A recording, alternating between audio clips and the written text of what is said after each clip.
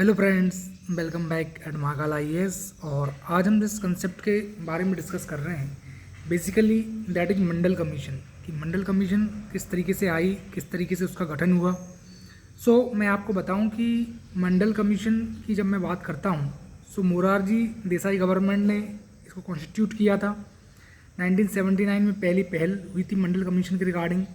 1980 में मंडल कमीशन ने अपनी रिपोर्ट को जो है फाइनली सौंपा, बट फिर कांग्रेस गवर्नमेंट आ गई तो फिर उसकी जो भी रिकमेंडेशन उसको नहीं माना गया और 1990 में फाइनली मंडल कमीशन की जो भी रिकमेंडेशंस थे उनको इम्प्लीमेंट किया गया।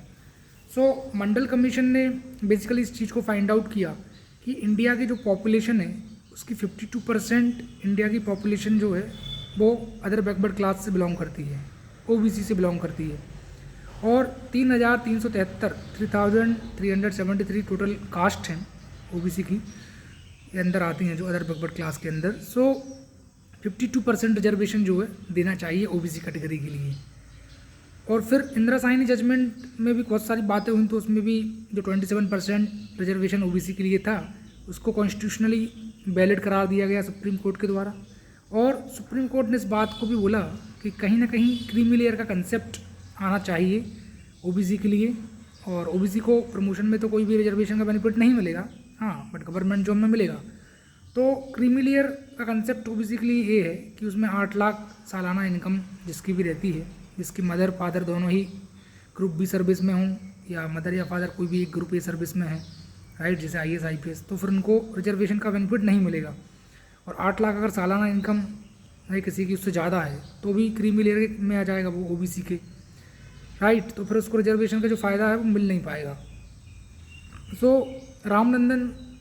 जस्टिस रामनंदन कमेटी का गठन हुआ क्रीमी लेयर कंसेप्ट के रिगार्डिंग ओबीसी के, राइट।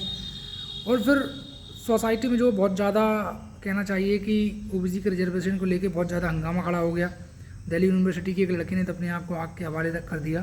तो बहुत ज़्यादा प्रोटेस्ट जब वर्ल्ड वाइड हुआ कि भाई इंडिया में हुआ जब प्रोटेस्ट की ओबीसी को रिजर्वेशन आप क्यों दे रहे हैं 27%, तो उस समय के जो प्राइम मिनिस्टर थे पीवी नरसिम्हा राव साहब, तो उन्होंने बोला कि 10% रिजर्वेशन हम जो है जनरल कैटेगरी को भी दे रहे हैं इकोनॉमिक ग्राउंड पर जो पुअर हैं। बट आप जानते हैं कि सोशली और एजुकेशनली बैकवर्ड क्लास की हम बात करते हैं आर्टिकल 15 सब क्लच 4 में भी रिजर्वेशन के लिए। कहीं से कहीं भी इकोनॉमिक ग्राउंड तो है नहीं है। तो जब इंदिरा साहनी केस में जब गया सुप्रीम कोर्ट में किसी ने चैलेंज करा जजमेंट, तो फिर सीधी सी बात इस बात आ गई सामने कि भाई आप इकोनॉमिक ग्राउंड के बेसिस पर जो है किसी भी तरीके से जो है रिजर्वेशन का बेनिफिट नहीं दे सकते। और जो 10% का जो रिजर्वेशन था 10% का, उसको कॉन्स्टिट्यूशनली इलीगल इनवैलिड बताया।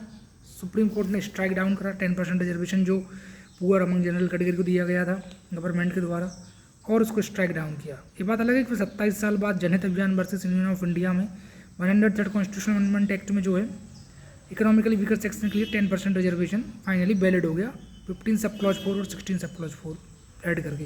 इस तरह के कंटेंट के लिए आप महाकाल आईएएस को सब्सक्राइब कर लें। GS2 पॉलिटी में पूरा फ्री पढ़ा रहे हैं। Thank you.